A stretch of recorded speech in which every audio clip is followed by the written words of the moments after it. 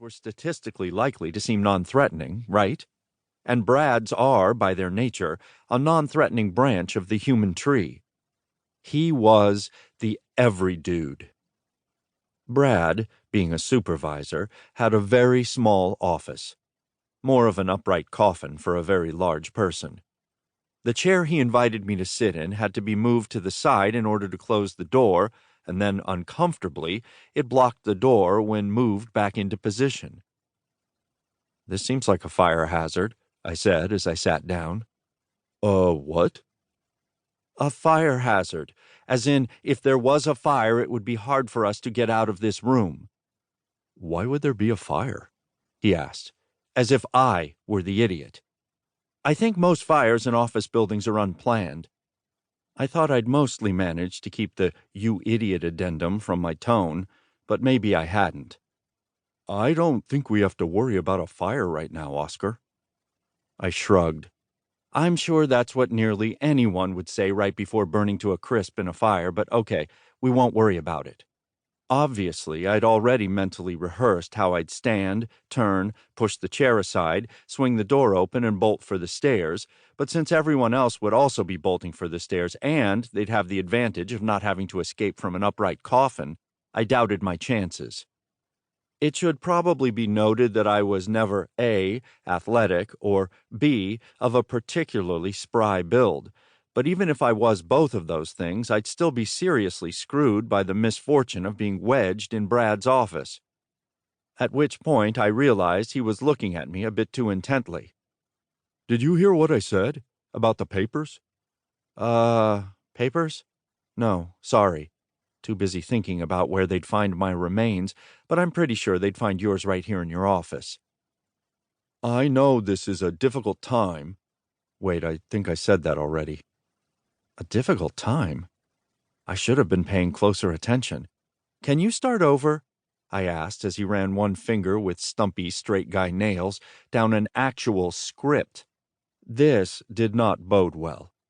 There couldn't be too many difficult times your supervisor needed a script for. "We're in a very challenging position right now," he said earnestly. "The economy being what it is and consumers not buying as many home goods, you understand our position in the market has been challenging." It was like a slow-motion train derailment. I knew what was coming, but I couldn't help hoping that at the last moment something would change and the train would stay on the tracks. "Which is why I need to tell you that," quick check of the script, "your time here has come to an end." I stared at him for a long moment. I think I would have preferred the fire.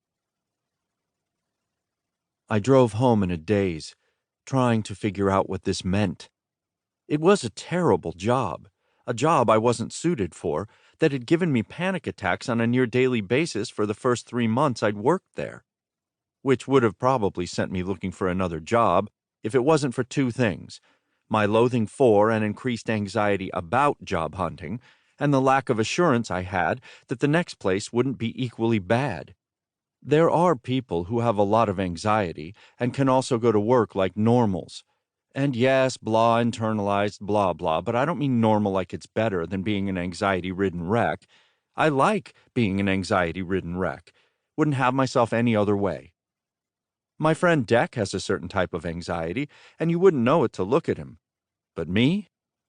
Let's just say if you saw a round, soft, eye-contact-avoiding guy walking down the street, hands in his pockets, head down, skirting to the edge of the sidewalk to not get too close to people, you might think to yourself, "Hey, that guy looks anxious." And if that guy was me, you'd be right. Or you'd think, "Hey, that guy might be a serial killer," in which case you'd be wrong because they usually look normal like Brad. You see what I mean about not wanting to be one of the normals? All that is to say, I hated my job. If ever there was a job that a regular person would want to be laid off from, it was this job, which I hated.